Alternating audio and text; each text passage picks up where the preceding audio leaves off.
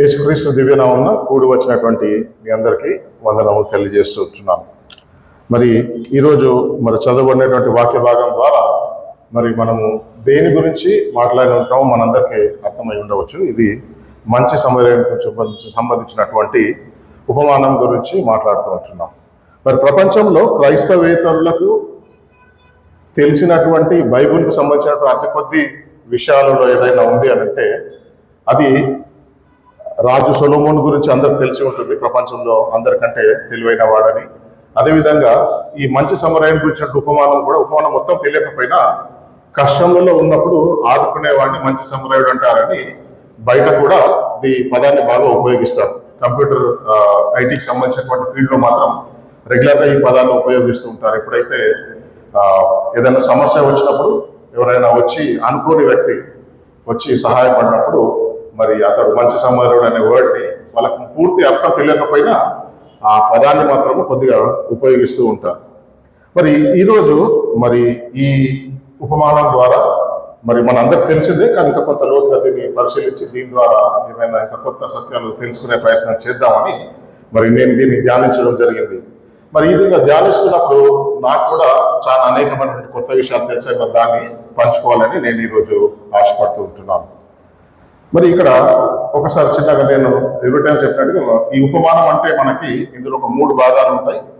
మొదటిది అందరికీ తెలిసినటువంటి విషయము, దాంట్లో రెండవది అందులో ఉన్నటువంటి అంతర్గతంగా లేదా అంతర్లీనంగా ఉన్నటువంటి ఆత్మీయమైనటువంటి సత్యము, మూడవది మన జీవితాలకు అది ఏ విధంగా ఆపాదించుకుంటాము, ఏ విధంగా మన జీవితాలకు అది వర్తిస్తుందో తెలియజేసేటటువంటిది మనం ఎట్లా ఉపయోగిస్తామనేది మనం దాని నుంచి నేర్చుకుంటాం.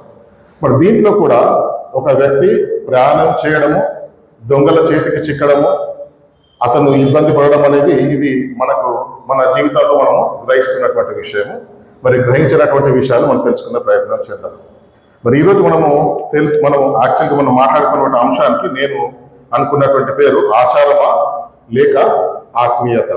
ఆచారమా లేక ఆత్మీయత అనేటటువంటి టైటిల్ని నేను ఇవ్వాలని నాకు నచ్చింది. ఆ టైటిల్ పెట్టాను. నా నిజ జీవితంలోని ఒక సంఘటన ద్వారా ఈ వాక్య ధ్యానంలోకి వెళ్ళాలని నేను ఆశపడుతున్నాను. నా కొలీగ్ ఒకతను అర్ధరాత్రి షిఫ్ట్ అయిపోయిన తర్వాత ఇంటికి ప్రయాణం చేస్తున్నాడు. ఇది దాదాపుగా 2007 ప్రాంతంలో జరిగినటువంటి సంఘటన. ఈ ప్రయాణం చేస్తున్నప్పుడు అతనికి పల్సర్ బైక్ ఉండేటప్పుడు 150cc అది తీసుకొని వస్తున్నప్పుడు మార్గ మధ్యలో పెట్రోల్ అయిపోతే అతను దాన్ని నెట్టుకుంటూ ఆ దగ్గరలో ఉన్నటువంటి ఒక పెట్రోల్ బంక్కి వెళ్ళాడు. అతను వెళ్ళినప్పుడు అక్కడ పెట్రోల్ పోయినట్టే అక్కడ ఉన్నటువంటి ఆ వ్యక్తి ఏమని అడిగాడు, సార్ క్యాషా కార్డా అని అడిగాడు. తన దగ్గర అప్పుడు డబ్బులు లేనందువల్ల నా దగ్గర కార్డే ఉంటే నేను కార్డ్ ద్వారా పే చేస్తాను అని అడగడం జరిగింది. సార్ ఇక్కడ కార్డ్ మెషిన్ పనిచేయడం లేదు, మీరు క్యాష్ ఇస్తేనే మేము పెట్రోల్ పోస్తామని వాళ్ళు అడిగారు. ఇతను ఎంత వెతికినా కూడా బ్యాగ్లో కానీ ఆ పర్సులో కానీ ఏమాత్రం డబ్బులు లేనందువల్ల చాలా ఇబ్బంది పడి అతను బతిమలాడినాడు. చూడండి, కార్డ్ తీసుకొని ఎట్లాగైనా చేయండి, లేకపోతే ఇంకే విధంగా ఇస్తానని వాళ్ళు ఒప్పుకోవడం లేదు. ఆ సందర్భంలో అక్కడ వేరే వాళ్ళు కూడా వస్తున్నారు, 2-3 కారులో కానీ బండి మీద కానీ వస్తున్నారు, వాళ్ళు పెట్రోల్ పోయించుకుంటున్నారు. ఈ సంభాషణ వింటున్నటువంటి సందర్భం అది. ఇది గమనిస్తున్నటువంటి ఒక ఆటో అతను కూడా లైన్లో ఉన్నాడు. అతను వచ్చి సర్ప్రైజింగ్ ఏం చేశాడంటే జేబులో నుంచి ఒక 20 రూపాయల నోట్ తీసి మా ఫ్రెండ్కి ఇచ్చాడు. ఇచ్చి, సార్ 20 రూపాయలతో మీరు పెట్రోల్ పోయమని చెప్పండి, ఆయన పెట్రోల్ పోస్తాడు, దాంతో మీరు ఇంకొక దగ్గరలో ఉన్న ఏటీఎంకే కానీ లేదా పెట్రోల్ బంక్కే కానీ మళ్ళీ ఇంకో 10 కిలోమీటర్ 15 కిలోమీటర్లు ట్రావెల్ చేసిన పెట్రోల్ వస్తుంది అని అతను 20 రూపాయలు ఇవ్వడం జరిగింది. ఇతను చాలా సంకోచిస్తూ ఎట్లా డబ్బులు ఉన్నటువంటి వ్యక్తే కాబట్టి ఇతను ఏమన్నాడంటే, బ్రదర్ మీ ఫోన్ నెంబర్ నాకు ఇస్తే నేను మీకు ఫోన్ చేసి ఇస్తాను, ఎందుకంటే అప్పట్లో QR కోడ్ ఇవన్నీ లేవు కనుక 2007లో నేను మీకు ఫోన్ చేసి ఇస్తానని చెప్పడం జరిగింది. సార్ 20 రూపాయలకు మీరు అక్కడి నుంచి నా దగ్గర దాకా వచ్చి ఏమిస్తారు, పర్వాలేదు, దీనివల్ల నాకు వచ్చే నష్టం ఏం లేదు, తీసుకోండి అని చెప్పేసి తన పెట్రోల్ ఊచుకొని అక్కడ వెళ్ళిపోయాడు. నెక్స్ట్ డే చెప్పినప్పుడు ఆయన ఇచ్చింది 20 రూపాయలే, కానీ అతను చేసినటువంటి ఆ సందర్భంలో సహాయం ఏదైతే ఉందో అది చాలా మనసును కదిలించే వేసినట్టుగా మేము గ్రహించామన్నమాట. దాన్ని చాలా రోజుల పాటు దాని గురించి మాట్లాడడం జరిగింది నేను. అదేవిధంగా అతను చూస్తేనేమో ఒక ఆటో నడుపుకునేటువంటి వ్యక్తి, అంటే సంపాదనలో కొంత తక్కువగా సంపాదించేవాడుగా చెప్పుకోవచ్చు. ఆటో నడిపినంత మాత్రం తక్కువ ఏం కాదు ఇక్కడ, కానీ సంపాదనలో కొద్దిగా మా ఫ్రెండ్తో కంపేర్ చేసినప్పుడు ఇతను ఒక IT ఎంప్లాయీ. కానీ ఆ 20 రూపాయలు ఇవ్వనీకి అతను ఏమాత్రం సంకోచించలేదు. ఎందుకంటే ఈ సహాయం ఆయన చేస్తే ఈయన ఇంటికి వెళ్ళిపోతా, లేకపోతే కష్టం నుంచి గట్టెక్కిస్తాడు అని అనుకున్నటువంటి వాడు.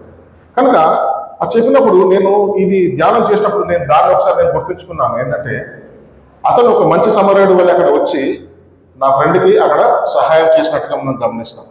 అతను ఎంతో సంతోషంతో ఇంటికి వచ్చేసిన తర్వాత అతను అన్యుడు. మళ్ళీ నా ఫ్రెండ్ ఎవరైతే ఉన్నారో అతను అన్యుడు. అతను దేవుణ్ణి కూడా నమ్మడు. అతను ఆయన వచ్చి చెప్తున్నప్పుడు నాకు అనిపించింది ఒక దేవుడు ఏదైనా ఒక లెసన్ నేర్పించాలని చెప్పినాడేమో అని నా మనసుకు తోచింది అనమాట. సరే, అంటే మన నిజ జీవితంలో ఇలాంటి సంఘటనలు మనం గమనిస్తూ ఉంటాం. మరి దీని ద్వారా మనం ఏం నేర్చుకుంటాము? మరి యేసు ప్రభు వారు ఇలాంటి సందర్భాన్ని, ఇలాంటి ఉపమానాన్ని ఇక్కడ చెప్తూ అతను ఏమి చెప్పే ప్రయత్నం చేశాడు అనేది మనం ఇలా తెలుసుకునే ప్రయత్నం చేద్దాం. ఇక్కడ ఒక ధర్మశాస్త్రోపదేశకుడు లేచి నిత్య జీవమును పొందుకుంటా నేను ఏం చేయాలి అని అడిగినటువంటి క్వశ్చన్ అక్కడ. అంటే దీని సందర్భం ఏంటంటే యేసు ప్రభు వారు అక్కడ బోధిస్తున్నారు.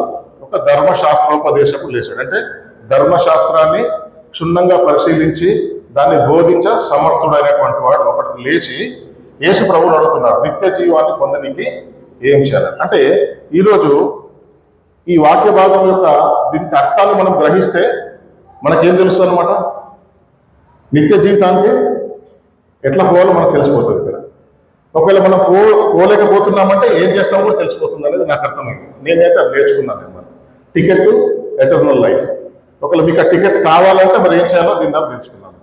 ఈ ధర్మశాస్త్రోపదేశకుడు వచ్చి అక్కడ యేసు ప్రభు వారిని ఒక ప్రశ్న అడుగుతున్నట్టుగా చూస్తున్నాం.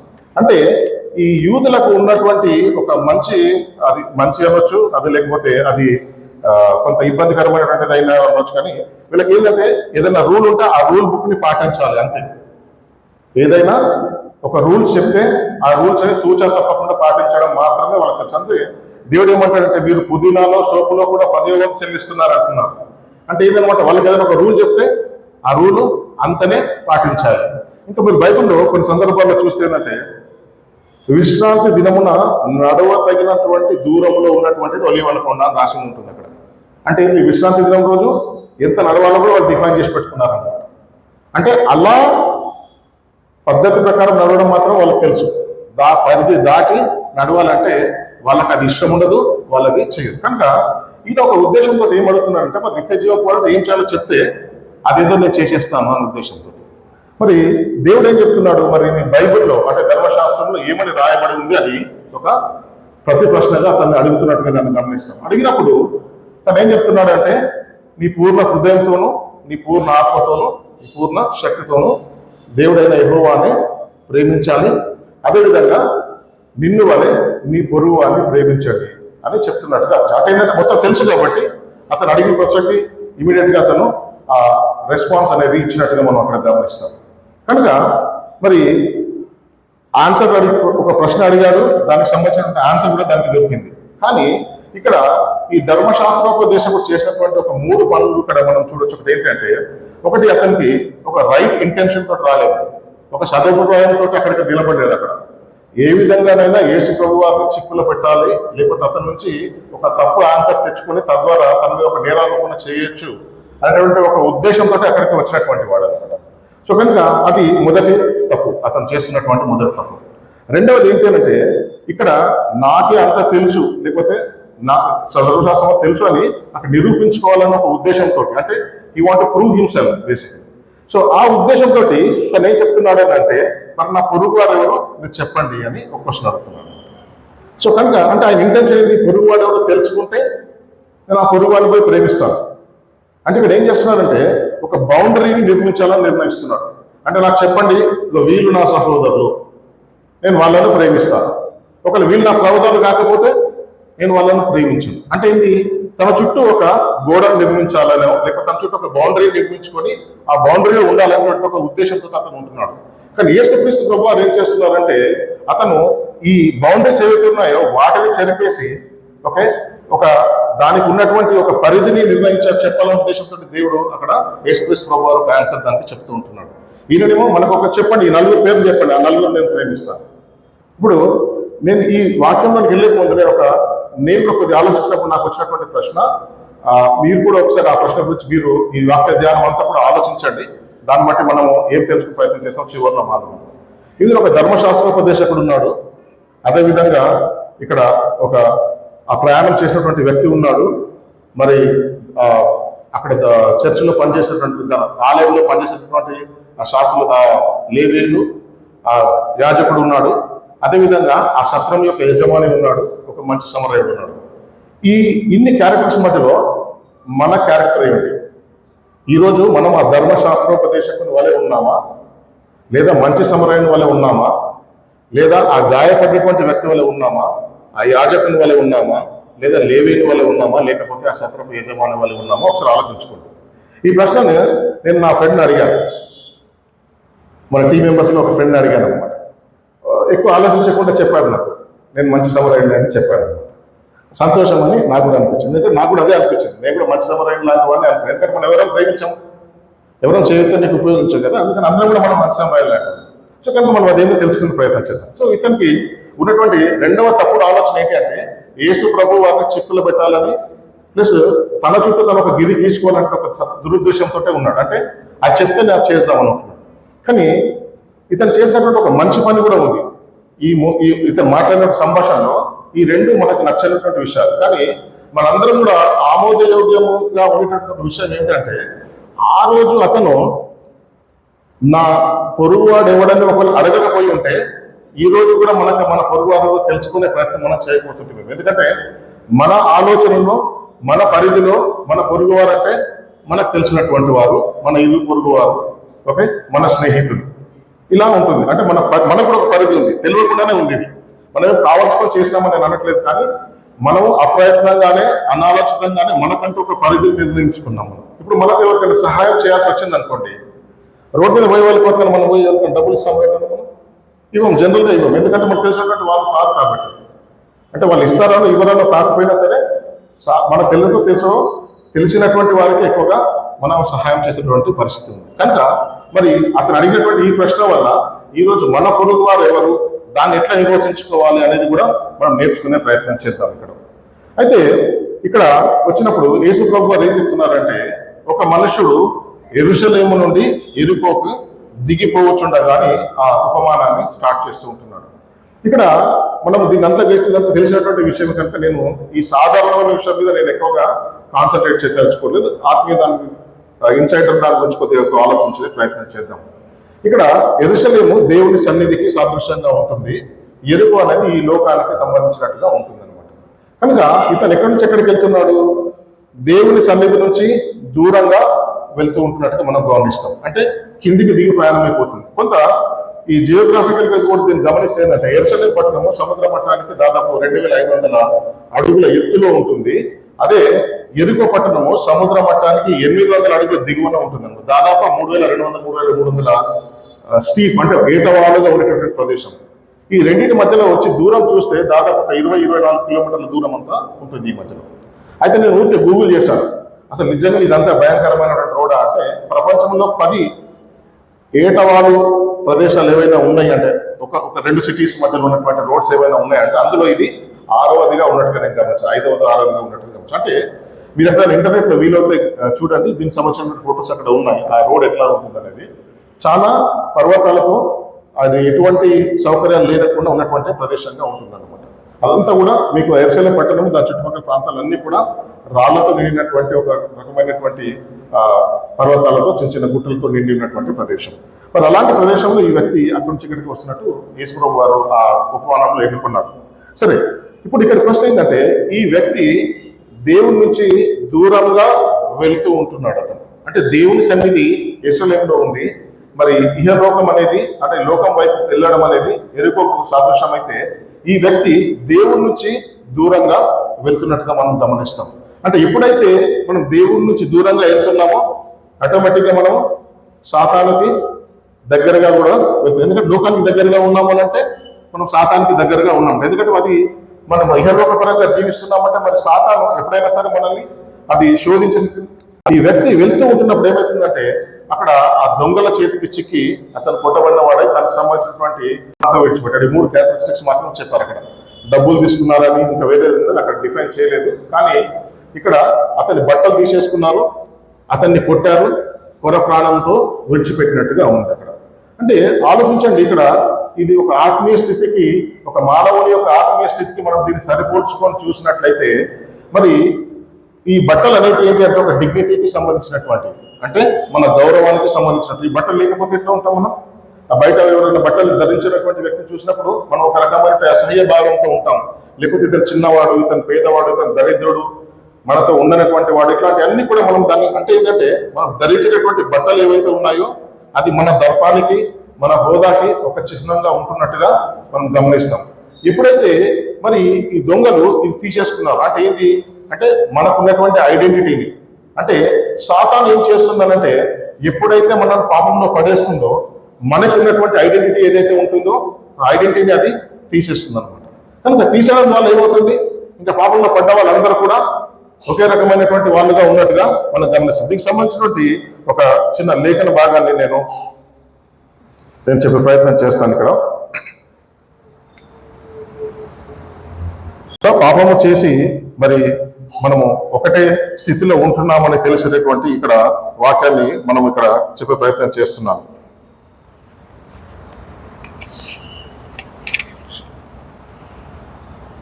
ఓకే, ఎఫెసీయులకు రాసినటువంటి పత్రిక 2వ అధ్యాయము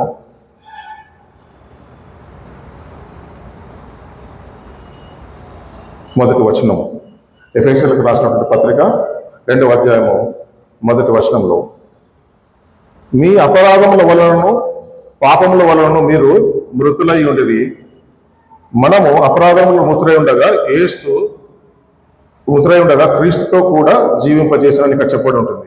ఇక 2వ వచనం, 2వ వాక్య భాగం ఏంటంటే ఇక్కడ రోమీలకు రాసినటువంటి పత్రిక 3వ అధ్యాయము 23వ వచనము. రోమీలకు రాసినటువంటి పత్రిక 3వ అధ్యాయము 23వ వచనం. ఏ భేదమును లేదు, అందరూ పాపము చేసి దేవుడు అనుగ్రహించు మహిమను పొందలేకపోతున్నారు. అంటే ఇక్కడ ఇప్పుడు భేదం ఎప్పుడు లేకుండా ఉంటుందండి? ఇప్పుడు మనము రకరకాల వస్త్రాలు ధరించి ఉంటున్నాం కాబట్టి మనకంటూ కొంత డిఫరెన్స్ అనేది ఇక్కడ కనబడుతుంది. కానీ ఎప్పుడైతే ఒక సామాన్య రూపంలోకి మనం అందరం వస్తాము, అంటే ఒక కామనాలిటీ అనేది మనందరి మధ్యలో వస్తుందో, మనందరి మధ్య ఏం భేదం అనేది కనబడుతుంది. ఇప్పుడు ఇక్కడ ఉన్నటువంటి వాళ్ళందరూ కూడా పాపం చేసి మరి దేవుడు అనుగ్రహించి ఏ భేదం లేకుండా అందరూ పాపం చేసినటువంటి వాళ్ళని గ్రహిస్తున్నాం. అంటే ఈ మానవాళి ఏదైతే దేవుడి నుంచి దూరంగా వెళ్ళిపోతున్నటువంటి ప్రజానికం ఏదైతే ఉంటుందో వీళ్ళందరికీ కూడా ఒక సిమిలారిటీ ఉంది. ఏంటి అంటే వాళ్ళందరూ కూడా ఏమీ భేదం లేదు. మరి వాళ్ళందరికీ కూడా ఆ సాతాను ఏం చేస్తుందంటే వాళ్ళు ధరించుకున్నటువంటి ఐడెంటిటీని మరి తీసేస్తుంది. అంటే యేసుక్రీస్తు మనకి ఇచ్చినటువంటి ఒక ఐడెంటిటీ ఏదైతే ఉందో మరి ఐడెంటిటీని, మన గుర్తింపుని అది తీసేసి మనందరినీ ఒకే గ్రూప్ లో దాన్ని కడుతున్నట్టుగా మనం గమనిస్తుంటున్నాం అనమాట. కానీ మనము ఈ విధంగా చనిపోయిన వారమై ఉండగా క్రీస్తు మనలను జీవింపజేసినటువంటి విషయాన్ని ఇక్కడ మనం తెలియజేస్తూ ఉంటున్నాం. అయితే ఇక్కడ ఈ వాక్యాన్ని మనం ఇంకా కొద్దిగా లోతుగా పరిశీలిస్తే, ఎప్పుడైతే అక్కడ ఇది పడిపోయినటువంటి వ్యక్తి ఉన్నప్పుడు ఇక్కడ వీళ్ళు ఏం చేశారంటే ఒక యాజకుడు వచ్చాడు, మరి అదే విధంగా ఒక లేవీయుడు అక్కడ నుంచి ప్రయాణం చేస్తున్నట్టుగా మనం గమనిస్తాం.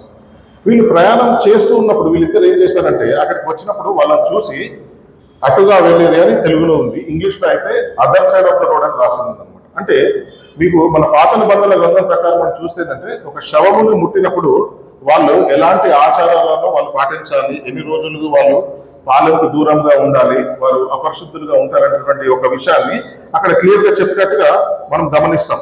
కనుక వీళ్ళు యాజకులు కాబట్టి ఆ విషయాలను వీళ్ళు బాగా వంట పట్టించుకున్నారు. కాబట్టి ఒకవేళ పొర ప్రాణం అంటే మీరు ఏంటంటే చివరి ప్రాణంగా ఉన్నట్టుగా, అంటే ఎవరైతే ఆల్మోస్ట్ చనిపోయే ముందు స్థితిలో ఉన్నప్పుడు వాళ్ళు ఎక్కువ చెరడం ఏమీ ఉండదు, వాళ్ళు దేనికి స్పందించరు. ఓకే, వాళ్ళు బ్రతికి ఉన్నారని గమనించడం కూడా మన పల్స్ చూస్తే కానీ కొంచెం తెలియదు, ఊపిరి కూడా మనకు తెలియదు, కానీ పల్స్ చూస్తే కానీ మనకు అది తెలియదు. సో కనుక వీళ్ళు అతని పరిస్థితి చూసినప్పుడు ఏమనుకుని ఉండవచ్చు అంటే, ఒకవేళ నేను వీళ్ళని ముట్టినట్టయితే నేను అపరిశుద్ధుని అవుతాను, ఒకవేళ నేను అపరిశుద్ధుని అయితే నేను ఆలయంలో ప్రవేశించలేను, ఒకవేళ ఆలయంలో ప్రవేశించలేను, ఒక లేవీయుడైతే ఆ సేవ చేయలేడు. ఎందుకంటే మళ్ళీ ఇంటి నుంచి వాళ్ళు దూరంగా ఉండాలి, లేదా వాళ్ళు యెరూషలేము నుంచి ఎరుకో వైపున వెళ్తుండొచ్చు, లేదా ఎరుకో నుంచి యెరూషలేముకైనా వస్తుండొచ్చు. ఏ విధంగా వెళ్ళినా సరే వాళ్ళు 7 రోజుల పాటు వాళ్ళు అపరిశుద్ధులుగా ఉంటారు. అంటే కుటుంబం కన్నా దూరంగా ఉండాలి, లేదా ఆలయంలో కన్నా వీళ్ళు ప్రవేశించే అర్హతను కోల్పోతారు. కనుక ఇప్పుడు వీళ్ళు ఏం చేస్తున్నారంటే అక్కడ పడిపోయినటువంటి వ్యక్తి ఎటువంటి ఇబ్బందుల్లో ఉన్నాడు అనేటటువంటి విషయం కంటే వీళ్ళు పట్టించుకున్నది ఏంటి అంటే, ఒకవేళ నేను ముడితే ధర్మశాస్త్రానికి నేను దాన్ని లాని బ్రేక్ చేసినటువంటి వాడిని అవుతాను, అపరిశుద్ధుని అవుతాను, కనుక అది చేయకూడదు అని అంటారు. మీరు ఒకసారి మన కొత్త నిబంధన గ్రంథంలో, నేను కరెక్ట్ రిఫరెన్స్ చెప్పట్లేదు కానీ, ఎప్పుడైతే ఒక శతాధిపతి కొర్నేలి అనే శతాధిపతి మన పేతుర్ని పిలిపించినప్పుడు అక్కడ 4 చెంగులు పట్టినటువంటి ఒక దుప్పటిలో వివిధ రకమైన జంతువులన్నీ కూడా కిందికి దిగినట్టుగా అతను ఒక దృశ్యాన్ని చూస్తాడు. అప్పుడు ఏం చెప్తాడంటే, దేవుని యొక్క స్వరం వినబడుతుంది, నువ్వు లేచి చంపుకొని వీటిని తినమన్నప్పుడు నేను నిషిద్ధమైంది ఏది తినలేదు అంటాడు. అంటే అంటే ఏంటి అనమాట, ఇతను కూడా ఒక యూదుడే కనుక వీళ్ళు అట్లాంటివి నేను చెయ్యను అంటున్నాడు. కానీ యేసు ప్రభువు దేవుడు అక్కడ అతను చూపించినట్టు దృశ్యం ఎందుకు చూపించాడు అని అంటే, ఇది ఆ కొర్నేలియస్ అనేటువంటి వాడు యూదుడు కాదు, అటు ఇటాలీ పటాలంలో ఒక శతాధిపతిగా ఉంటున్నటువంటి వ్యక్తి. మరి అతని అన్యుడు కాబట్టి ఈ అన్యుల దగ్గర కూడా సువార్త సేవ నువ్వు అందించాలి అంటే ఏది నిషిద్ధమైంది కాదు అని చెప్పే ప్రయత్నంలో దేవుడు ఆ విధంగా చూపించాడు. కనుక ఇక్కడ వీళ్ళేం చేస్తున్నారంటే, మరి అక్కడ పోయి అతన్ని ముట్టినట్టయితే మరి నేనేం చేస్తాను, ఎటువంటి పాపంలో పడిపోతాను, అశుద్ధుని అయిపోతాను. కాబట్టి మరి దేవుని సేవనే నాకు ముఖ్యం, కానీ మానవ సేవ నాకు ముఖ్యం కాదు అనేటటువంటి ఒక ఉద్దేశంతో కలిగి ఉన్నాడు. మనం చాలాసార్లు కొన్ని ప్లేసెస్లో రాసి ఉంటుందన్నమాట, ప్రార్థించే పెదవుల కన్నా సహాయం చేసే చేతులు మిన్న అని రాసి ఉంటుంది. అంటే మీరు ప్రార్థించడమే కాదు, కానీ సహాయం ఎక్కువగా చేయాలని ఉంటారు. మరి క్రైస్తవులకు ఉండాల్సిన లక్ష్యము మనం ప్రార్థించగలగాలి, సహాయం కూడా చేయగలగాలి. ఈ రెండు మనకు ఉండాలి. ఓన్లీ ప్రార్థిస్తేనే సరిపోదు, లేదా ఆ ప్రార్థించడం కదా అని ఊరికే దూరంగా ఉంటే సరిపోదు. అంటే ఈ రెండింటిని కూడా కలిగి ఉండాలి. ఈ రెండు కూడా మన అక్కడ ఉన్నటువంటి ఆ యాజకుల్లో కానీ లేకపోతే ఆ లేవీల్లో కానీ ఎటువంటి మార్పు తీసుకురావాలి. అందుకనే నేను వాక్యాన్ని పెట్టిన టైటిల్ ఏంటి అంటే, ఆచారమా ఆత్మీయత. ఎందుకంటే వాళ్ళు ఆచారానికే కట్టుబడి ఉన్నారు, కానీ ఆ మనసులో ఉన్నటువంటి ఆత్మీయత అనేది వాళ్ళు చూపించేటటువంటి పరిస్థితుల్లో లేనట్టుగా మనం గమనిస్తాం. కనుక వీళ్ళ నుంచి మనం ఏం నేర్చుకుంటున్నామనంటే, మరి మనం ఎటువంటి స్థితిలో ఉంటున్నాం. మనం కూడా చాలాసార్లు ఏం చేస్తుంటామనంటే, సరే ఇంకెవరో హెల్ప్ చేస్తారు, నేను చేయాల్సిన అవసరం లేదు అని మనం అనుకుంటాం. కొన్నిసార్లు ఎవరో హెల్ప్ చేస్తుంటారు కాబట్టి మనం అనుకుంటాము, లేదా కొన్నిసార్లు ఎవరు హెల్ప్ చేయకపోయినా సరే మనకు కాబట్టి ఇంకొకరు వస్తారు కదా అనే ఉద్దేశంతో మనము ఆ దారిని విడిచి వెళ్ళిపోతుంది. ఎందుకంటే ఎన్నోసార్లు మనం ప్రయాణం చేస్తున్నప్పుడు మనకేదో బిజీలో ఉంటాం మనం. కనుక ప్రేమ అనేది ఒకవేళ అది నీకు ఎటువంటి ఖర్చు చేయట్లేదు అనుకోండి, అంటే వెళ్ళలేనటువంటి ప్రేమ వ్యర్థం. నువ్వు ప్రేమిస్తున్నాను అని చెప్తే సరిపోదు, దానికి వెల చెల్లించాలి మనం. కనుక ఒకవేళ అది బైబిల్ అనుసారంగా ఉండాలి అంటే ఆ ప్రేమ అనేది వెల చెల్లించాలి. మామూలుగా ఈ పొలిటికల్ దాంట్లో ఒక పదాన్ని ఎక్కువగా ఉపయోగిస్తారు. నాకు ఆ పదం యొక్క అర్థం ఎప్పుడు అర్థం కాలేదు. ఒక న్యూస్ రిపోర్టర్ వచ్చి వాళ్ళు అడుగుతాడు ఒక అపోజిషన్ పార్టీ వాళ్ళని, సార్ మరి ఇప్పుడు వీళ్ళంతా ఇట్లాంటి కార్యక్రమాలు చేస్తున్నారు కదా, దీని గురించి మీకు అభిప్రాయం ఏంటి అని అడుగుతాడు. అంటే ఇదేమంటాడంటే, మేము ఖండిస్తున్నాము అంటారు. అంటే ఖండిస్తున్నామంటే ఏం చేసేది లేదన్నమాట, అక్కడ జస్ట్ వర్బల్ ఒక వర్డ్ అంటే సరిపోతుంది. ఆ వర్బల్కి మీనింగ్ ఏం లేదు, దానికి ఒక డెఫినేషన్ ఏం లేదు. అంటే ఖండిస్తున్నావు అంటే నువ్వు దాన్ని అంగీకరిస్తున్నావా, అంగీకరించడం ఏమి ఉండదు. ఒకళ్ళు వాళ్ళని వ్యతిరేకిస్తే నువ్వు ధర్నా చేయాలి, ఏదైనా చేయాలి, కానీ వాళ్ళు అనేది ఒక సింపుల్ వర్డ్ ఏంది, నేను ఖండిస్తున్నా. ఇలాంటిది మన దాంట్లో కూడా కొన్నిసార్లు యూజ్ చేస్తుంటాం. ప్రేయర్ చేస్తాం బ్రదర్ మనం అంటాం, లేకపోతే మీకోసం మేము ప్రేయర్, జనరల్గా అనేటువంటి వర్డ్ నిజంగా మనస్ఫూర్తిగా చేసిన దాంట్లో తప్పును పట్టట్లేదు. కానీ ఒకరు మనం అది పెదవులకే ఉచ్చరిస్తుంటే అట్లాంటి పదాన్ని, అంటే మనం వెళ్ళలేము కనుక ఇప్పుడు నేను వెళ్ళలేనని చెప్పాలని మనం ఏం చేస్తామనంటే, నేను ప్రేయర్ చేస్తాను లేదు బ్రదర్ అంటాం. కనుక ఇలాంటి ఆచరణ కొరకు మాత్రమే మాట్లాడేటువంటి మాటలు ఏమైనా ఉంటే మనము దీని ద్వారా నేర్చుకుంటున్నాం ఏంటంటే, దానివల్ల మనకు ఎటువంటి ఉపయోగం లేదు. దేవుడు ఏం చేస్తున్నాడంటే మన మనసును చూస్తున్నాడు, కానీ మనం చేసేటటువంటి ఈ క్రియల వల్ల, ఎందుకంటే చెప్తున్నట్టే మన నీతి క్రియలన్నీ కూడా దేవుని ముందుల ఒక మురికి గుడ్డ వల్ల ఉండవని బైబిల్ రాసి ఉంది. అంటే మన నీతి అంటే ఏంటంటే, ఇప్పుడు మనం అందరం కూడా మనసులో ఒక ప్రశ్న వేసుకుని ఉంటే, మరి నేను ఆ నిత్య జీవానికి అర్హుణ్ణి కావాలి, ఎట్లా అర్హులం అవుతాము? ఏదైనా మంచి క్రియలు చేస్తుంది. కనుక మన శక్తి మీద మనం చేసినటువంటి ఈ మంచి క్రియలన్నింటినీ కూడా మనం ఏమనుకుంటాము, రేపు నిత్య జీవానికి ఇవే ఉపయోగపడతాయి, దేవుడు నన్ను ఇవి చూసే కదా నన్ను నిత్య జీవానికి నన్ను పోవాలో వద్దని డిసైడ్ చేస్తాడని ఒక ఆలోచన కలిగి ఉంటున్నాం. మరి దేవుడు ఏమంటున్నాడు, మన నీతి క్రియలన్నీ కూడా మరి మురికి గుడ్డ వల్ల ఉన్నాయంటే ఇంకా మరి మనం ఏం చేయాలి? మనం అంటే మన లెవెల్లో స్టాండర్డ్ ఏ విధంగా ఉండాలి మనం ఒకసారి ఆలోచించుకోవాలి. అంటే మనం అంటే దీని యొక్క ఉద్దేశం ఏమై ఉంటుందంటే, కొన్నిసార్లు ఈ కులమానం ఏదైతే ఉందో మనమే డిఫైన్ చేసుకుంటాం. అంటే నేను సండే టైంకి వస్తే చాలు, లేకపోతే వాక్యం వింటే చాలు, ఇక్కడ నుంచి వెళ్ళిపోతుందరా, ఇట్లా ఆలోచిస్తాం. కానీ దీన్ని దాటి ఉంటుంది పరిధి అనేది ఒక ఉద్దేశం. ఇది ఆచరణలో ఉండాలి, ఆచారాలలో మాత్రమే ఉంటే సరిపోదు అనేది మాత్రమే ఇక్కడ చెప్పే ప్రయత్నం చేస్తున్నాను. అంటే సండే రావద్దని కాదు, బైబిల్ చదవద్దని కాదు, కానీ ఇలా చేస్తే మాత్రమే నేను నిత్య జీవానికి వారసుని అవుతానని చెప్పి మనము ఏదైతే స్వార్థన పొందుతున్నామో అలాంటి వాటి వల్ల నిత్య జీవం మనం పొందలేకపోతున్నావచ్చు. ఎందుకంటే ఇవి మాత్రమే స్టాండర్డ్ కాదు. ఇవి మనం నేర్చుకున్నటువంటి విషయాలు ఏవైతే ఉంటాయో ఇవి ఆచరణలో కూడా ఉండాలి. అది దేవుని యొక్క చిత్తానికి అనుకూలంగా ఉండాలి, అది బైబిల్ అనుసారంగా ఉండాలి, దేవునికి ఆమోదయోగ్యంగా ఉండాలి. అప్పుడే మనం కనీసం అది చెప్పుకోనికి ఒకటి ఉంటుందన్నమాట. ఇప్పుడు మనం కొన్ని చేస్తాం. ఇక్కడ నేను చాలాసార్లు గమనిస్తుందంటే, నేను అక్కడ కూర్చుంటాను, నా గురించి చెప్తాను. నేను ఎప్పుడైనా సరే ఎవరైనా ప్రసంగం 1 అవర్ దాటి చెప్పారనుకోండి, ఇంకెంతసేపు చెప్తున్నారు అని కొద్దిగా వాచ్ చూసుకుంటాం. మళ్ళీ ఇక్కడ నుంచి కిందికి వెళ్ళిపోయినాక చర్చ వెళ్ళిపోతామంటే వెళ్ళిపోం, మళ్ళీ అక్కడ నిలబడి ఇంకో అర్ధగంట ముచ్చట చెప్తాను నేను వేరేది ఏదన్నా సార్. అంటే ఏంటంటే నీకు సమయం పాలన అనేది ఇంపార్టెంట్ కాదు. అక్కడ ఇక్కడ కూర్చోలేకపోతున్నాం అంతే. ఎందుకంటే గంట సేపులో చర్చ అయిపోయి అక్కడ డిఫైన్ చేసినారు, అక్కడ సిమెంట్తో చెక్కిచ్చారు. 8 గంటల నుంచి 11 నుంచి 1 గంట వరకే జరుగుతుందని. 1 గంట దాటింది అంటే ఇంకా దామోదయోగ్యం కాదు మనకు. మరి అంటే నాలాంటి వారు ఎవరైనా ఉంటే ఆలోచించండి, అట్లా లేకపోతే చాలా మంచిదే. కానీ కనుక ఈ విధంగా ఆచరణలో ఉంటాం, కానీ మనము ఆత్మీయతలో మనం ఎరిగే ప్రయత్నం చేయం. ఏ విధంగా అయితే ఆ ధర్మశాస్త్రోపదేశకుడు అనే ఉద్దేశమే కావచ్చు, ఇక్కడ ఆ లేవీని యొక్క ఉద్దేశమే కావచ్చు, ఆ యాజకుని యొక్క ఉద్దేశమే కావచ్చు, ఆ విధంగా ఉంటున్నట్టుగా మనం గమనిస్తాం. అయితే ఇక్కడ సమరయుడు అక్కడికి వస్తున్నాడు. ఈ సమరయుడు అంటే ఇది యూదులకి సమరయులకి అసలు పడదు. ఎందుకంటే మనం ఇక్కడ ఒక సుకార అనే బావియుత ఒక సమరయురాలు అనేటువంటి ఒక స్త్రీతోటి యేసు ప్రభు వారు సంభాషణ చేస్తున్నటువంటి సందర్భంలో మనకందరికి తెలిసినటువంటి విషయాలు. మీరు యూదులతో సాంగత్యము చేయరు కదా, ఏ విధంగా నన్ను తాగనికి నీళ్ళు ఇవ్వమని అడుగుతున్నావు అని అంటున్నారు. ఇది మీరు మీ బైబిల్లో చివరిలో ఉన్నటువంటి మ్యాప్స్ లో మీరు గమనిస్తే, మరి ఇశ్రాయేల్ దేశము 2 భాగాలుగా విభజించబడ్డట్టుగా సొలొమోన్ గారి తర్వాత 2 భాగాలు విభజించినట్టుగా మనం చూస్తాం. ఒకటి యూదయ, ఒకటి యెరూషలేము. ఓకే, ఈ 2 భాగాలుగా విభజించబడ్డట్టుగా ఉంటుంది. ఈ 2 భాగాల మధ్యలో ఉన్నటువంటిది సమరయ ప్రదేశం. ఓకే, ఇక్కడ ఇది పాత నిబంధన కాలంలో ఒక రాజు ఏం చేశాడంటే ఈ ప్రదేశాలన్నింటినీ కూడా జయించిన తర్వాత మరి అతను తన ప్రదేశంలో ఉన్నటువంటి, అంటే ఆ ఇరాక్ బబులోన్ సామ్రాజ్యం దగ్గర ఉన్నటువంటి కొంతమంది తీసుకొని వచ్చి వాళ్ళ ప్రజలను ఈ పర్టికులర్ ప్రదేశంలో నివసింపజేస్తాడు అనమాట. అంటే అక్కడ ఉన్నటువంటి వాళ్ళకి ఈ పట్టణాన్ని ఇస్తారు. ఇచ్చినప్పుడు మరి వాళ్ళ మధ్యలో వీళ్ళు దేవుని ఎరిగినటువంటి వారు కాబట్టి కొన్ని సింహాలు వచ్చి అక్కడ ఉన్నటువంటి కొంతమందిని అక్కడ తినేసినట్టుగా పాత నిబంధన గ్రంథంలో అక్కడ మీకు క్లియర్ గా రాయబడి ఉంటుంది అనమాట. ద్వితీయోపదేశ కాండంలో ఉంటుంది దీనికి సంబంధించినటువంటి విషయం. అయితే అక్కడ ఉన్నటువంటి రాజు ఏం చేశారంటే, వీళ్ళు దేవుని ఎరిగినటువంటి వారు కనుక ఇలాంటి శ్రమ వచ్చింది అని చెప్పేసి దేవుని ఎరిగినటువంటి వారిని ఒక యాజకుని తీసుకొని వచ్చి అక్కడ పెట్టి ఆ దేవుని గురించి తనకు చెప్పండి అని, అక్కడ ఉన్న ప్రజలకు నేర్పండి అని చెప్తారు జరుగుతుంది అనమాట.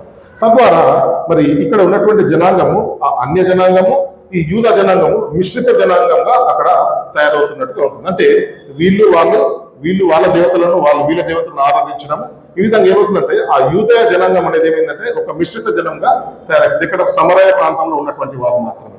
కనుక మరి మిగతా యూద జనాంగం ఎవరైతే యెరూషలేములో ఉన్నటువంటి వాళ్ళ కింద యూదయలో ఉన్నటువంటి వాళ్ళు కూడా ఏం చేసేవాళ్ళంటే వీళ్ళని అంటరాని వాళ్ళుగా చూసేవారు. అంటే వీళ్ళని శత్రువులుగా, వీళ్ళని వ్యతిరేకులుగా, యూదా మత వ్యతిరేకులుగా వీళ్ళు చూసారు. ఎందుకంటే ధర్మశాస్త్రంలో వీళ్ళు అనుసరించకపోయేవాళ్ళు, ఎందుకంటే వేరే దేవతలని ప్రార్థిస్తుంటున్నారు కాబట్టి. కనుక మరి వాళ్ళు ఏమంటారంటే, మరి మాకు ఒక ప్రార్థన స్థలం, ఆ సమరయ స్త్రీ చెప్తుంది దేవునితో, యేసుక్రీస్తుతోటి, మరి మేము ఆరాధించే స్థలం ఇక్కడ గెరీజీము కొండలోనే ఉంది, మేము యెరూషలేముకి మేము రాము కదా అని చెప్తుంటున్నారు. అంటే మరి వాళ్ళకు ఒక వేరే దేవాలయాన్ని నిర్వహించుకున్నారు, మరి వీళ్ళకి వేరే దేవాలయాన్ని నిర్వహించుకున్నారు. కనుక ఎవరైనా సరే ఆ ఉత్తర ఇస్రాయల్ ప్రాంతం నుంచి దక్షిణ ఇస్రాయల్ ప్రాంతం రావాలంటే సమరయ గుండా ప్రయాణం చేయరు వాళ్ళు, ఆ చుట్టూ తిరిగి ప్రయాణం చేసేవాళ్ళు. ఎందుకంటే ఆ ప్రదేశంలోకి వాళ్ళకి వెళ్ళాలని ఇష్టం ఉండదు. కనుక వీళ్ళు వాళ్ళని వ్యతిరేకులుగా చూస్తున్నటువంటి సందర్భం. ఇక్కడ సమరయుల యొక్క సందర్భం ఎందుకు తీసుకొచ్చాము, ఇదంతా మాట్లాడడం ఎందుకంటే యూదులకి సమరయులకు ఉన్నటువంటి వ్యతిరేకత ఎలాంటిది, వాళ్ళిద్దరి మధ్యలో ఉన్నటువంటి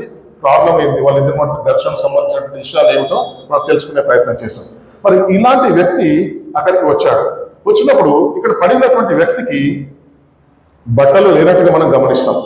ఒకవేళ వేషధారణ ఉంటే మనకు తెలుస్తుంది, ఓకే వీళ్ళు ఫలానా మతానికి సంబంధించినటువంటి వాళ్ళు, లేకపోతే వీళ్ళ యొక్క కాస్ట్ ఇలాంటిదని మనం వాళ్ళ వేషధారాలను బట్టి చెప్పొచ్చు. ఇంకా పూర్వకాలంలో మీరు గమనించినట్టయితే వాళ్ళ వేషధారాలను బట్టి వాళ్ళ కులాలను కూడా మనము చెప్పేటటువంటి పరిస్థితి ఉంటుంది.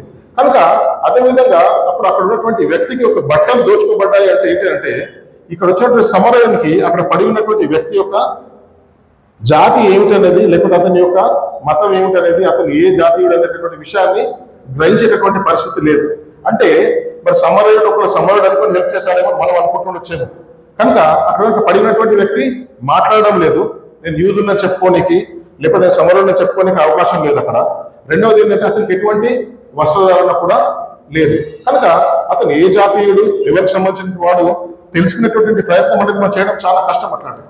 కానీ అక్కడ చూసినప్పుడు ఈ సమరుడు ఏం చేస్తున్నాడంటే ఎంతో కరుణతో ఎంతో జాలితో ఏం చేస్తున్నాడంటే అతన్ని లేవనెత్తుతున్నాడు. ఇక్కడ మీరు గమనిస్తే తనకు సంబంధించినటువంటి వస్తువులను అతని మీద ఉపయోగించినట్టు మనం చూస్తాం. తనకు సంబంధించిన ద్రాక్ష రసం కావచ్చు, లేకపోతే నూనె కావచ్చు, లేదా అతని గాతం, అతని ట్రావెల్కి ఉపయోగించినటువంటి సాధనం కావచ్చు, ఇవన్నీ ఉపయోగించి మరి ఆ కష్టంలో ఉన్నటువంటి ఆ వ్యక్తిని తీసుకొని ఏం చేస్తున్నాడు, ఇతను ఒక సత్రానికి తీసుకొని వెళ్తుంటున్నాడు. ఈరోజు మరి మనము సహాయం చేసే పరిస్థితుల్లో ఉంటే మరి మన యొక్క ఉద్దేశాలు ఏ విధంగా ఉంటున్నాయి? నిజంగానే మనం కూడా ఇంత డెడికేటెడ్గా హెల్ప్ చేస్తున్నామా, లేదా పైన హెల్ప్ చేస్తున్నామా, లేదా చేసే హెల్ప్ ఎట్లాంటి హెల్ప్ చేస్తున్నామనంటే మనకి ఎట్లాంటి ఇబ్బంది లేకుండా ఉంటే చాలు, అలాంటి హెల్ప్ ఏమైనా చేస్తున్నామా ఒకసారి మనం ఆలోచించుకోవాలి. ఎందుకంటే ఇప్పుడు కొన్నిసార్లు మనం కలెక్షన్ ఇచ్చినప్పుడు పాట పాడతాం, సమర్పణ చేయము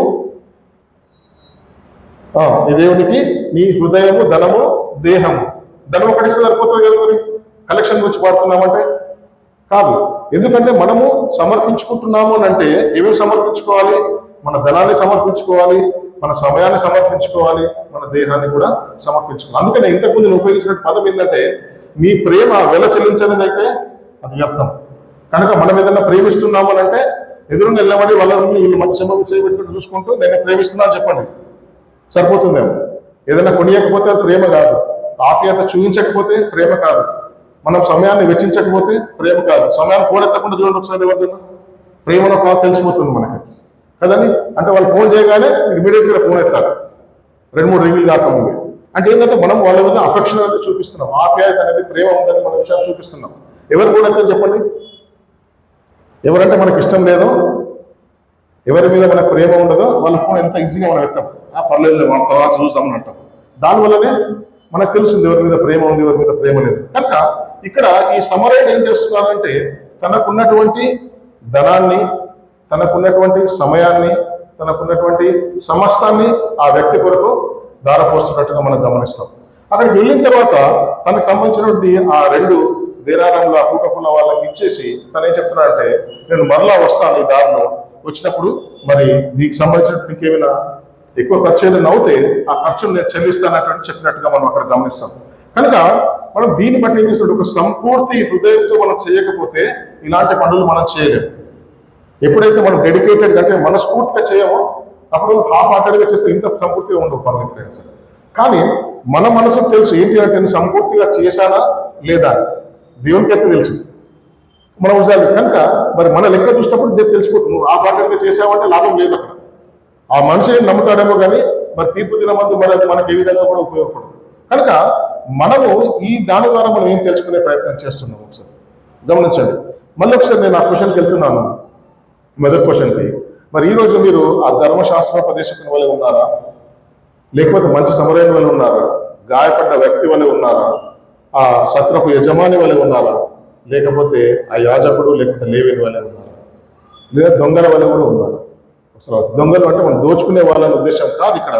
కానీ వాళ్ళు ఎవరిని దోచుకున్నారు, దోచుకోవడం ద్వారా వాళ్ళు ఏం చేశారు, అతన్ని పాపంలో పడవేశారని మనం చెప్తున్నాం. అంటే నేను మాట్లాడేటటువంటి మాట ఏదైనా సరే నా స్నేహితుడిని, నా ఇరు పొరుగు వారిని పాపం వైపు నడిపిస్తూ ఉంది అంటే నేను కూడా దొంగనే.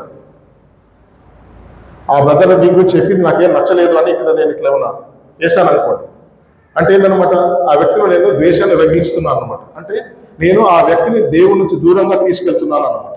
అంటే నాకు ఆ దొంగలకి ఏమిటువంటి భేదం లేదు. కనుక ఈరోజు మరొకసారి బాగా ఆలోచించండి, ఇందులో ఏవైనా క్యారెక్టరిస్టిక్స్ మనకి రోజువారీ జీవితంలో సరిపోల్చుకోగలుగుతున్నాను. అంటే చూసి చూడడం వెళ్ళిపోవడమే కావచ్చు, హాఫ్ హార్టెడ్గా హెల్ప్ చేయడమే కావచ్చు, లేదా ఆచారాన్ని మాత్రమే పాటించేసేసి ఆత్మీయత చూపించేది కావచ్చు, లేదా ఫుల్ డెడికేటెడ్గా వాళ్ళకి హెల్ప్ చేసిందే కావచ్చు. ఈ విధంగా లేదా మనము కూర్చొని కొన్నిసార్లు ఇట్లా ఎదురుగా జరుగుతూ ఉంటుంది. ఏంటంటే ఇక్కడ ఏదో కూర్చొని మనము వాక్యాన్ని డిస్కస్ చేస్తున్నప్పుడు నీకు ఇది తెలుసా, నాకు అది తెలుసా అని కొన్ని క్వశ్చన్స్ వస్తుంటాయి అన్నమాట. ఆ క్వశ్చన్స్ మనకి జ్ఞానం కలిగజేసే విధంగా ఉండేదంటే మంచిదే. కానీ చూడు, నేను గొప్ప, నాకు తెలుసు, నీకు తెలియదు అనే ఉద్దేశంలో చెప్తున్నానంటే మాత్రం ఆ ధర్మశాస్త్రోపదేశకునికి నాకు ఏం భేదం లేదన్నమాట. కనుక నేను ఏదైనా చెప్తున్నాను, నేను ఏదైనా అడుగుతున్నాను అంటే నాకు తెలుసుకునే ఉద్దేశంతో అడగాలి. లేదా నేను చెప్పాలనుకుంటే స్ట్రైట్ ఫార్వర్డ్గా నీకు తెలియదు అనే ఉద్దేశంతో నేను వ్యక్తీకరించకుండా నేను తెలుసుకున్నాను ఉద్దేశంతో స్ట్రైట్ ఫార్వర్డ్ చెప్తే సరిపోతుంది. కానీ చూడు, నువ్వు తప్పు, నీకేం తెలియదు, ఈరోజు క్రైస్తవం అయి ఉండి కూడా ఇది నువ్వు పాటించలేకపోతున్నాను ఎత్తి చూపుతూ తద్వారా నాకు గొప్ప తెలుసు అని చెప్పిన ప్రయత్నం చేస్తే నాకు ఆ ధర్మశాస్త్రోపదేశకునికి ఎటువంటి భేదం ఉన్నట్టుగా నేను గమనించాను. కనుక మరి ఈ అన్ని క్యారెక్టర్స్లో మనం ఎలాంటి క్యారెక్టర్స్ని మనము కలిగి ఉంటున్నామో ఒకసారి తెలుసుకునే ప్రయత్నం మనం జాగ్రత్తగా ఆలోచించండి. కనుక మతం అనేది మనం ఎప్పుడైతే నిష్టగా పాటిస్తామో దానివల్ల ఉపయోగం లేదు, అది పాటించాలి. కానీ దాంతో పాటుగా దాని అంతర్లీనంగా ఉన్నటువంటి ఆత్మీయ సత్యం ఏదైతే ఉంటుందో దాన్ని గ్రహించినంత మట్టుకు ఇవన్నీ కూడా వ్యర్థం. ఇప్పుడు మనం అంటాం కదా, దశమ భాగం ఇవ్వాలని అంటున్నారు. అంటే ఇది దశమ భాగం ఇస్తేనే అయిపోతుందన్న ఉద్దేశం అక్కడ కాదు. మన కొత్త మందల గంధంలోకి వచ్చిన కొద్దీ మనకు అపోస్తల కార్యంలో మనకి ఏంటంటే వారు అనుకున్న కొలది, శక్తి కొలది ఇచ్చినట్టుగా వాళ్ళు చెప్తారు. అక్కడ నంబర్తో సంబంధం లేదు. అక్కడ తక్కువ ఉన్న వాళ్ళు తక్కువ ఇస్తారు, ఎక్కువ ఉన్న వాళ్ళు ఎక్కువ ఇస్తారు, తక్కువ ఇవ్వగలిగిన వాళ్ళు తక్కువ ఇస్తారు, ఎక్కువ ఇవ్వగలిగిన వాళ్ళు ఎక్కువ ఇస్తారు. దాంతో సంబంధం లేదు అక్కడ. కానీ నీవు మనసులో అనుకున్న దాని కొలది నీ శక్తి మేర ఇవ్వాలని కొత్త నిబంధన గ్రంథంలో మనం చెప్పడం. కనుక మనం ఎప్పుడైతే పరిమితులు నిర్ణయించుకొని దానికి అనుగుణంగా జీవిస్తామని మనం ఎప్పుడైతే అనుకుంటామో దానివల్ల మనకు ఆ నిత్య జీవానికి మనం పాత్రలు అవుతామని మాత్రము అక్కడ మనం ఆలోచించడము కొంత అది సరైనదిగా నాకు అది అనిపించింది అనమాట.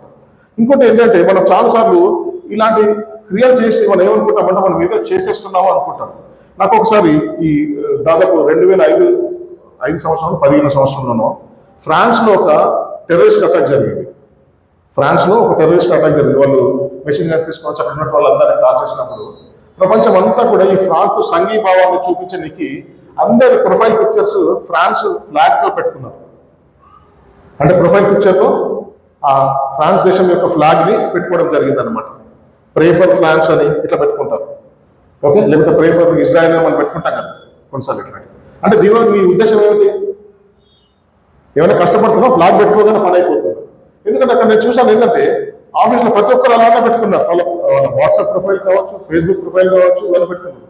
నువ్వు సంఘీభావం ఆ విధంగా చూపించడం వల్ల వాళ్ళకి వచ్చినటువంటి భేదం ఏమి జరగదు అక్కడ. కానీ ఒక ట్రెండ్ ఏమైంది అంటే ఇట్లా అందరూ అన్నారు కాబట్టి ఈ కొవ్వొత్తి పట్టుకుంటే ఏంటంటే ఫ్రాన్స్లో అంత జరిగితే మాత్రం ఇక్కడ పెద్ద సంఘీభావం తీసుకొని పెట్టుకుంటాము. ఇక్కడ ఏదో ప్రత్యక్ష కొట్టపోయినా అంటే మాత్రం విజయవాడ అయినంటే మాత్రం ఎక్కడి నుంచి కదలం మనం. మరి అదేం సంఘీభావం, దానివల్ల మనకు వచ్చినటువంటి ఏం లాభం ఉంటుందని మనకు తెలియదు అక్కడ. అంటే ఒక విషయంలో ఒక తీరు చూపిస్తున్నాము, ఇంకో విషయానికి వచ్చేసరికి పూర్తిగా వ్యతిరేకమైనటువంటి దిశలో మనం వెళ్తుంటున్నాం. కనుక ఇలాంటివి మన ఆత్మీయ జీవిత ఎదుగుదలకు కావచ్చు, ఆ నిత్య జీవానికి వారసులు అవడానికి కావచ్చు, ఇది ఏ విధంగా కూడా మనకు ఉపయోగపడదు ఇక్కడ.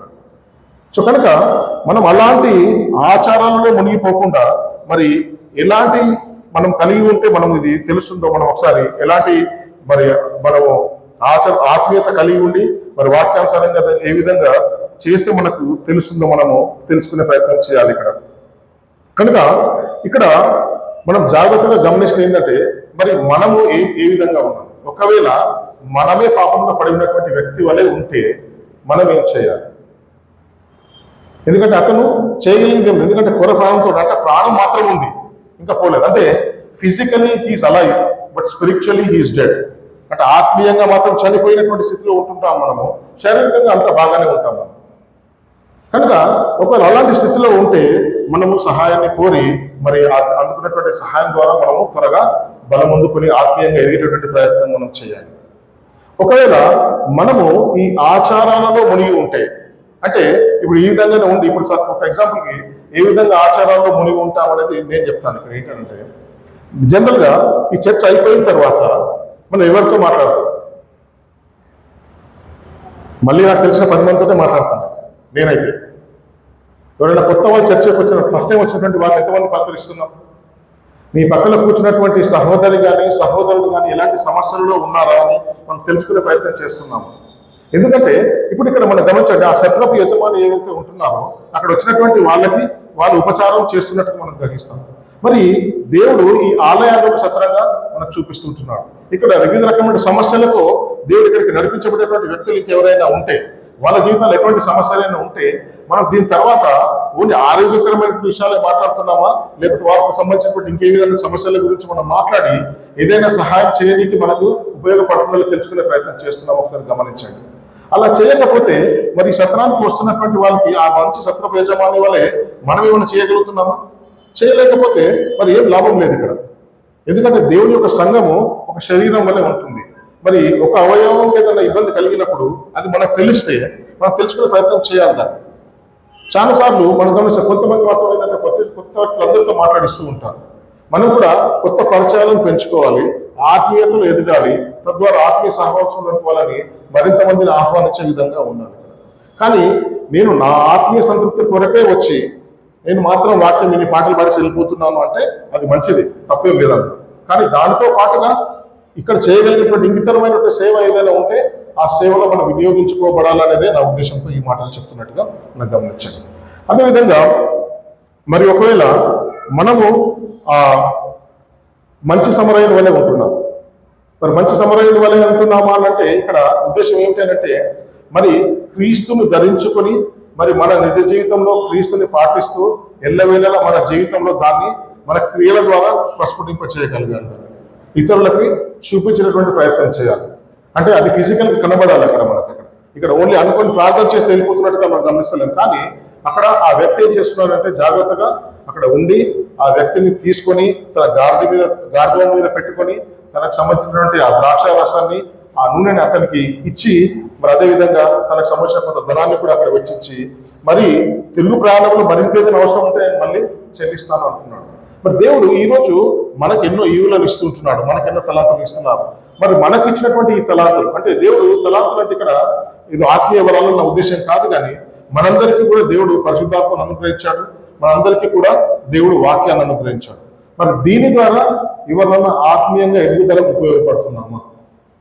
ఏ విధంగా తండ్రికి ఒక 2 కాసులు ఇచ్చేసి 2 దినారాలు ఇచ్చి మరి అతనికి ఆ వెల చెల్లించాడు, మనకు కూడా అలాంటి ఒక 2 కాసులు ఇచ్చాడు. ఒకటి వాక్యము, ఒకటి పరిశుద్ధం. మరి వీటిని ఏ విధంగా మనం ఉపయోగిస్తున్నాం? మనం పొందుకున్నటువంటి వారమే కదా, ఎందుకంటే మనంతా రక్షణ పొంది దేవుడే యేసుక్రీస్తు మన రక్షణ నమ్మి మరి మనం ఆరాధిస్తున్నటువంటి వారం కాబట్టి మనం ఏదైనా పొందుకుంటున్నటువంటి వారం నేను నమ్ముతుంటున్నాను. కనుక మరి అలాంటి పరిస్థితుల్లో ఉంటే ఇది దేవుని కొరకు, దేవుని రాజ్యం కొరకు, మహిమ కొరకు, ఆ రాజ్య విస్తరణ కొరకు మనం ఏ విధంగా ఉపయోగించుకుంటున్నామో ఆ సత్రపు యజమాని వలె మనం వీటిని ఉపయోగిస్తుంటున్నామా ఒకసారి గమనించండి.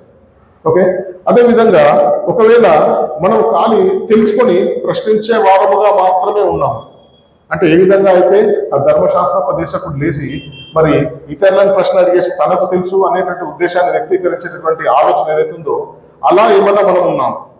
ఒకవేళ అలా ఉంటే అలాంటి మన పరిస్థితిని వదిలేసుకో. ఎందుకంటే ఇక్కడ అక్కడ ఒక ఫండమెంటల్ థింగ్ ఆయన ఏం మిస్ అయ్యాడంటే నేను ఏం చేస్తే నాకు నిత్య జీవం వస్తుంది అని అనుకుంటున్నాడు. ఎందుకంటే ఆయన ఏమంటున్నాడు, నేను ఏదో ఒక పని చేస్తే నిత్య జీవం నాకు వచ్చేస్తుంది అనుకుంటున్నాడు. నిత్య జీవం పొందుటకు ఇంగ్లీష్లో అయితే ఇన్హెరిట్ అనే వర్డ్ యూజ్ చేస్తారు అక్కడ. అంటే ఏంటి అంటే అబ్రహాం మా తండ్రి కాబట్టి ఆ ఆస్తి నాకు వస్తుంది, మేము యూదులము కాబట్టి ఆ నిత్య జీవం మాకు చెందుతుంది, వారసత్వంగా వస్తుంది అనేటువంటి ఒక ఆలోచన విధానంలో నిండిపోయాడు. కానీ నిత్య జీవం అనేది వారసత్వంగా సంక్రమించదు, అది కృప వల్ల మాత్రమే సంభవిస్తుంది. అది యేసుక్రీస్తు మనందరికి ఇచ్చినటువంటి కృప వల్లనే మనం పొందుకున్నప్పుడే ఆ నిత్య జీవానికి అర్హులం అవుతాం అనే విషయాన్ని అక్కడ తెలుసుకోలేకపోతుంది. కనుక నేను ఏం చేస్తే నాకు ఇది దొరుకుతుంది అనేటువంటి ఒక బౌండరీని అతను డిఫైన్ చేయాలని అతను కోరుకుంటున్నాడు. కానీ ఎప్పుడైతే యేసుక్రీస్తు ప్రభు వారు ఏం చెప్తున్నాడు అంటే నీ పొరుగువాడు అంటే ఎవడు? ఇక్కడ మరి ఇప్పుడు గమనించండి, ఒక ఫైనల్ థాట్కి వస్తుంటున్నాం. మన పొరుగువారు ఎవరు అంటే ఇక్కడ ఏం చెప్తున్నాడు, ఎవరైతే నువ్వు వారిని ఇష్టపడవో. ఎందుకంటే యూదులు సమరయులను ఇష్టపడరు, వాళ్ళని ద్వేషిస్తారు, వాళ్ళు శత్రువులుగా భావిస్తారు, వాళ్ళు తక్కువ జాతీయులుగా భావిస్తారు. కనుక మన జీవితంలో ఎవరంటే మనకు నచ్చదు, ఎవరంటే మనకు పడదు, ఎవరిని మనము దూరంగా ఉంచాలనుకుంటున్నాం, ఎవరితో కలిసి మనం తిరగకూడదు అనుకుంటున్నాం. మరి వీళ్ళందరూ కూడా మనకు సమరయులు లాంటి వారు. కనుక మరి ఈ యూదునికి సమరయుడు శత్రువు అంటే దేవుడు ఇక్కడ ఒకటే పాయింట్ మనం చెప్పాలంటే ఏంటంటే నీ శత్రువుని ప్రేమించు అని చెప్తున్నాడు. ఇక్కడ నీ శత్రువే నీ పొరుగువాడు అని చెప్తున్నాడు. ఇక్కడ మరి నీ శత్రువే నీ పొరుగువాడైతే మరి నీ పొరుగువాడు ఎవరు? అంత తెలిసినటువంటి వాళ్ళు ఇంకా గొప్ప అన్నట్టు కదా. శత్రుడే నీ పొరుగు వాడైతే మరి తెలిసినటువంటి వాళ్ళు ఇంకా నీ బంధువులు, నీ ఆత్మీయులు ఇంకా అంతకంటే ఎక్కువ క్లోజ్ అయినటువంటి వాళ్ళు అనమాట. అంటే ఇక నువ్వు ఎవరిని ద్వేషించాలి చెప్పండి. అంటే మనం ద్వేషించడానికి ఇంకెవరు మనకు మిగిలలేదు. మనకు ఎప్పుడైనా బాధ కలిగినప్పుడు లేదా భయం కలిగినప్పుడు ఎవరైనా వచ్చి మనం భయపెట్టించినప్పుడు ఒక వాక్యాన్ని మనం సాధారణంగా చదువుకుంటాం. ఏమని? యెహోవా నా పక్షంలో ఉండగా నాకు విరోధి ఎవరు అని ఒక వాక్యాన్ని చదువుకున్నాం. మనకు విరోధులు ఎవరు లేరు అనుకోండి, యెహోవా మన పక్షంలో ఉన్నాడా? ఉన్నాడు, నమ్ముతాం కదా అది మనం. మన విరోధులు ఎవరు లేరు. విరోధులు ఎవరు లేకపోతే ఎవరిని ద్వేషిస్తాము? సో కనుక మనకు ప్రపంచంలో మనం ద్వేషించే వాళ్ళు ఎవరు లేరు. సో కనుక ఎవరికి వీలవుతే, ఎప్పుడు వీలవుతే, ఏ విధంగా వీలవుతే ఆ విధంగా మనం సహాయం చేయాల్సిందే. కానీ మనము ఒకవేళ మనం ఆలోచించి ఎవరి మీదైనా ద్వేషం పెట్టుకున్నా, ఎవరి మీదైనా సరే దురభిప్రాయాన్ని కలిగి ఉన్నా సరే, ఎవరి మీదైనా సరే మనం ఏహ్య భావాన్ని కలిగి ఉన్నా సరే, ఎవరైనా మనం గెంటి వేస్తున్నా సరే, వారికి దూరంగా నివసిస్తున్నా సరే, మన ఆలోచన విధంగా పరంగా నేను చెప్పేది అంటే వాళ్ళు మన శత్రువులుగా మనం భావిస్తున్నట్టే. కనుక దేవుడు ఏం చేశాడంటే ఈ బౌండరీని చెరిపేస్తున్నాడు. అతను ఏదైతే ఒక బౌండరీ కావాలనుకున్నాడో ఆ బౌండరీ తీసి దేవుడు చేసిన ఒక బ్రిడ్జిని కడుతున్నాడు. ఏంటంటే ప్రతి ఒక్కరు కూడా మనకి సహోదరుడే లేదా మీ పొరుగు వారేటువంటి చెప్పినటువంటి ఒక విషయాన్ని ఇక్కడ మనకు వాక్యం ద్వారా మనం హెచ్చరిస్తున్నట్టుగా మనకు తెలుస్తుంది. సో కనుక మరి ఇప్పుడు ఒరిజినల్ క్వశ్చన్కి వెళ్తాం. ఏంటంటే నిత్య జీవాన్ని పొందుకోనికి మనం ఏం చేయాలి? ఈ దేవుడైన యెహోవాని పూర్ణ హృదయంతో, పూర్ణ ఆత్మతో, పూర్ణ సత్యంతో ప్రేమించాలి. నీ పొరుగు వారిని అంటే ఇప్పుడు ఈ జ్యూరిడిక్షన్ ఎవరు వచ్చారు? ఈ హద్దును మనం చేర్పేశాం. అంటే అందరూ పొరుగువారే, అవసరంలో ఉన్న ప్రతి ఒక్కరు మన పొరుగువారే. అది శత్రువు అయినా సరే, ఈ శత్రువునే ప్రేమించమని చెప్పేటటువంటి ఏకైక మాత్రం మనమే గర్వంగా చెప్పుకుంటున్నప్పుడు మరి ఇలాంటి మనం ఫండమెంటల్ థింగ్స్ మనం ఫాలో చేయలేకపోతే మన మనసులో ఎవరి మీద సరే ఏ రకమైనటువంటి ద్వేషభావం కానీ లేకపోతే ఏ రకమైనటువంటి మనం విరోధమైన కలిగినటువంటి చిన్నది కానీ పెద్దది కానీ ఉన్నామంటే మరి మన నిత్య జీవన వారసులు కావాలన్నటువంటి విషయాన్ని మనం గ్రహించాలి. మరి ఇంత మనం కష్టపడేది, ఇంత ఆత్మీయంగా మనం ఎదగడానికి మనం ప్రయత్నించేది అంతా కూడా ఒకరోజు మనం నిత్య జీవనం సంపాదించుకుంటామన్న ఒక ఆశతోటి మనం చేస్తున్నాం. ఇవన్నీ లేనప్పుడు మనకు అలాంటి పట్టుదల అనేది మనకు ఉండదు. కనుక మరి దాన్ని మనం సంపాదించుకోవాలని మనం ఒక భారంతో మనం ముందుకెళ్తున్నప్పుడు ఇలాంటి చిన్న చిన్న తప్పులు మనం పట్టించుకోకపోతే అంటే మనం ఏమనుకుంటున్నాము, మనం చేసే ఆచారమే మనల్ని ముందుకు తీసుకెళ్తుందేమో, లేకపోతే ఇప్పుడు మనం ఏదైతే మనం పాటిస్తూ ఉంటున్నాము ఇవన్నీ కూడా అంటే ఇప్పుడు నేను అనుకుంటుండొచ్చు, నేను వచ్చి అక్కడ వాక్యం చెప్తే సరిపోయిందని. కానీ అక్కడ యాజకుడు అక్కడ ఆయన వాక్యాన్ని చెప్పేటటువంటి వాడు అక్కడ సంఘంలో వాక్యం చెప్పేటటువంటి వ్యక్తి అతను. కనుక ఆ వ్యక్తి కూడా ఆచరణలో మునిగిపోయాడు. ఇప్పుడు ఎంత చెప్పినా సరే దీన్ని పాటించట్లేదు అనుకోండి, నాకు ఆ యాజకునికి ఎటువంటి భేదం లేదు. ఒకవేళ నేను చర్చిలో ఎన్ని యాక్టివిటీస్ చేసినా సరే నేను బయట ఒక అవసరం ఉన్న వ్యక్తిని పట్టించుకోవట్లే అంటే ఆ లేవీనికి నాకు భేదం లేనట్టే. కనుక మరి ఒకసారి ఆలోచించండి, ఇప్పుడు మరి ఏ క్యారెక్టర్ మనం లేవీలమా, యాజకులమా, లేకపోతే సత్రపు యజమానియా, లేకపోతే సమరయులమా, మంచి సమరయులమా, లేకపోతే ధర్మశాస్త్రోపదేశకులమా? కనుక ఆలోచిస్తే మనము నా లైఫ్లో నేను బాగా ఆలోచన ఏంటంటే ప్రతి ఒక్క క్యారెక్టర్ నేను వేసాను, ఏ క్యారెక్టర్ కూడా మిస్ చేయలేదు. నాకు తెలిసినంత మటుకు మిస్ చేసినట్టు అంటే ఏదో సందర్భంలో నేను ఆ యాజకుని, ఏదో సందర్భంలో నేను ఆ లేవీయుని, ఏదో ఒక సందర్భంలో నేను ఆ సమరయుడిని కాకపోవచ్చు. పూర్తిగా చేసి నేను సమరయుడు అనుకుంటున్నాను నేను. కానీ నేను నా దేహము, నా ధనము, నా సమయాన్ని అన్నిటినీ మనస్ఫూర్తిగా వెచ్చిస్తేనే నేను మంచి సమరయుడు. లేదా నాకు ఎక్కువైంది కదా నేను ఇచ్చాను అనుకోండి, మనం పిలిచి ఏం చేస్తామంటే అన్నం మిగిలితే చాలా ప్రేమతో పిలిచేసి చాలా మందిని ఇచ్చే ప్రయత్నం చేస్తాం. లేదా కట్టుకొని పోండి, ప్యాక్ చేసుకుని పోండి అంటుంటాం. అది ప్రేమతో కాదు, అక్కడ మిగిలిపోతే ఖరాబ్ అయిపోతుంది అనే ఉద్దేశంతో చేస్తాం. సో కనుక ఇట్లాంటి వాటితో మన ధర్మ కార్యాలు నెరవేర్చాయని మనం అనుకోకూడదు. మనం చేసింది కరెక్ట్ అని మనం అనుకోకూడదు. మనస్ఫూర్తిగా చేస్తే చాలా సంతోషం, దాంట్లో క్వశ్చన్ చేసేది ఏం లేదు. ఎవరైతే పాటిస్తున్నారో వాళ్ళకి సంబంధించి నేనేం చెప్పట్లేదు. ఒకవేళ మనం ఏ విధంగానైనా ఇట్లాంటి వాటిలో చిన్న చిన్న వాటిలో మిస్ అవుతే మాత్రమే ఈ వాక్యాన్ని మనకు ఆపాదించుకోవాలని నేను అడుగుతున్నాను. సో కనుక మరి ఇలా ఈరోజు మనము మరి మన నిజమైనటువంటి పొరుగు వారు ఎవరో తెలుసుకునే ప్రయత్నం చేస్తాం. తద్వారా మరి నిత్య జీవానికి మనం వారసులం కావాలి అంటే మనం ఏం చేయాలి? మరి ఆచారంలో ఉండాలా లేదా నిజంగానే ఆత్మీయతలో ఎదగాల? మనము ఈ వాక్యం ద్వారా బోధించబడ్డామని నేను ప్రగాఢంగా నమ్ముకుంటున్నాను. మరి ఒక చిన్న ప్రార్థనతో ఈ వాక్యాన్ని ముగించే ప్రయత్నం చేస్తాను. దయచేసి అందరం కన్ను మూసుకున్నట్టయితే ఒక ప్రార్థన ద్వారా. ప్రేమ కలిగినటువంటి తండ్రి, దయగలిగిన రాజా ప్రభు, మరి ఈ ఉపమానాన్ని మరి మేము ధ్యానించడం ద్వారా మా నిజమైనటువంటి పొరుగు వాడు ఎవడో తెలుసుకునేటటువంటి అవకాశాన్ని మాకు ఇచ్చినటువంటి ఈ విధానాన్ని బట్టి, ఈ సమయాన్ని బట్టి మీకే కృతజ్ఞతలు చెల్లిస్తూ ఉంటున్నాం ప్రభు. మరి ఒక్కొక్క సమయంలో ప్రభు మరి మేము ఇందులో ఒక యాజకుని వలె, లేవీని వలె, లేదా సత్రపు యజమాని వలె, లేదా ధర్మశాస్త్ర ప్రదేశంలో ఉండి ఉండవచ్చు ప్రభు. కనుక మా పాపలను బట్టి మమ్మల్ని క్షమించండి. మరి మా నిజమైనటువంటి మరి మంచితనాన్ని మేము ఎరుగుటకు ఆ సమరయాన్ని మరి మేము ఏ విధంగా అయితే పాపంలో పడి మరి మాకున్నటువంటి ఈ బట్టలను పోగొట్టుకున్నటువంటి పరిస్థితులు మేము ఉంటుండే కదా తండ్రి. మరి మీరు మా కొరకై విడిచిపెట్టకూడదని భాగ్యం అని ఎంచుకున్నటువంటి ఆ పరిస్థితుల నుండి మరి ఈ లోకానికి వచ్చి మమ్మల్ని రక్షించి మరి ఆ నీతి వస్త్రాన్ని మాకు ధరింపజేసిన విధానం బట్టి మీకు స్తోత్రం చెల్లిస్తున్నాం ప్రభా.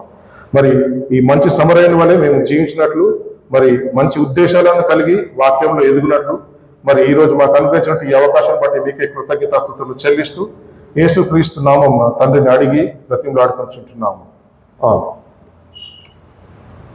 మరి ఈ అవకాశాన్ని ఇచ్చినటువంటి మరి సంఘ పెద్దలకు, డైరెక్టర్ గారికి, మరి ఎంతో ప్రేమతో ఉన్నటువంటి మీ అందరికి కూడా రెండు కృతజ్ఞతలు తెలియజేస్తుంటున్నాను. Thank you.